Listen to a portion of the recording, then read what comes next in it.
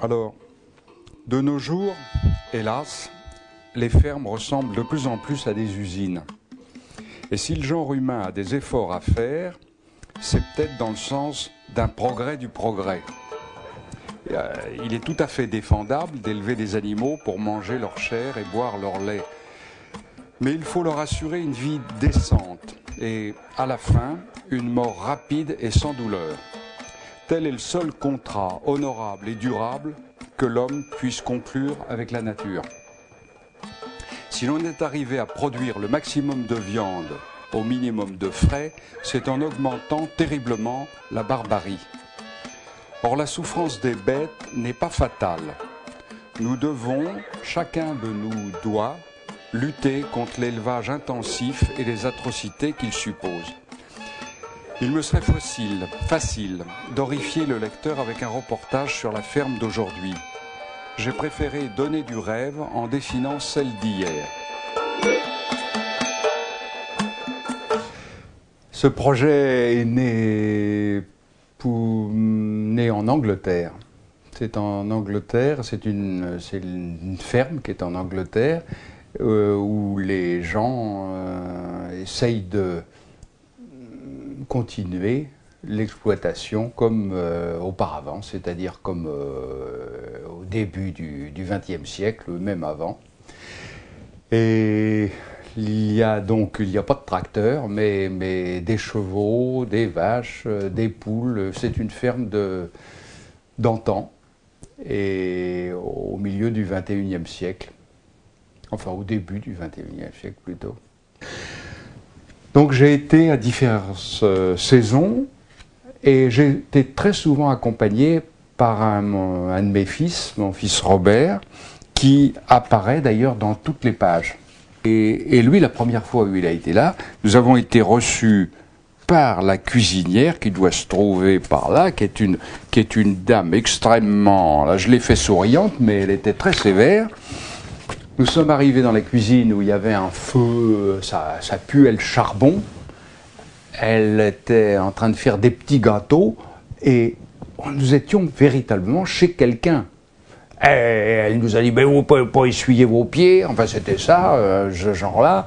Et puis ensuite elle a ouvert son four et elle a donné à mon fils des gâteaux, mais c'était mieux que le théâtre, parce qu'on était dedans. C'est pas exactement un livre pour enfants, hein, c'est au fond un document. C'est un carnet de croquis. Et je crois qu'on peut regarder un détail, en oublier un autre, revenir. Je pense que ça a la liberté d'un carnet de croquis. J'ai fait un semblant d'histoire, parce qu'il y a un tout petit texte qui raconte quelque chose. Mais je crois beaucoup à ça. J'aimerais faire des livres que l'on puisse feuilleter. Comme ça, choisir, au fond des dictionnaires graphiques, quoi. J'ai toujours essayé, dans mes livres, d'avoir plusieurs lectures sur la même page, parce que c'est un peu le propre de ce genre-là, de la littérature pour la jeunesse. Ce n'est pas lu uniquement par les enfants, c'est lu souvent, c'est les parents qui lisent aux enfants, ou les enfants qui lisent seuls, les parents qui lisent seuls, etc. Enfin, il y a 1000 possibilités. Et c'est pour ça que c'est amusant d'avoir différents angles, même sur une même page, et que l'on puisse lire le livre d'une certaine manière, et puis qu'il y ait une autre lecture que l'enfant fera peut-être plus tard. Tout ceci mis sur la même page. Le croquis, c'est déjà une personne qui vous parle, c'est un ton, c'est une personne qui cherche aussi en dessinant, qui cherche à comprendre comment ça marche. Donc déjà, on est aidé par la réflexion du dessinateur. Quand on voit un dessin de Rembrandt, il essaye de se débrouiller avec ce qu'il a. Et on voit petit à petit, on a l'impression qu'on le voit naître. Et donc on est aidé par les yeux de Rembrandt. C'est tout de même une aide. C'est mieux qu'un objectif photographique hein, qui ne peut vous donner qu'un instant. Alors un dessin, c'est déjà plusieurs minutes de réflexion. C'est un temps passé. Une photo, c'est un coup de fusil. Un bon dessinateur, c'est quelqu'un qui ne sait rien et qui regarde.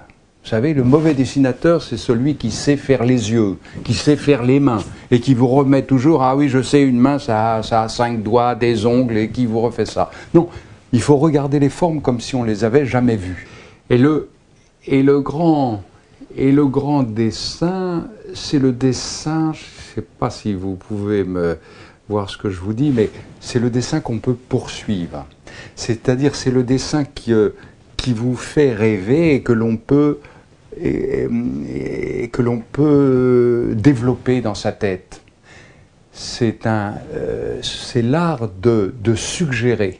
Et c'est un petit rien qui, dans votre tête, se transformera, par exemple, exactement dans la femme que vous aimez.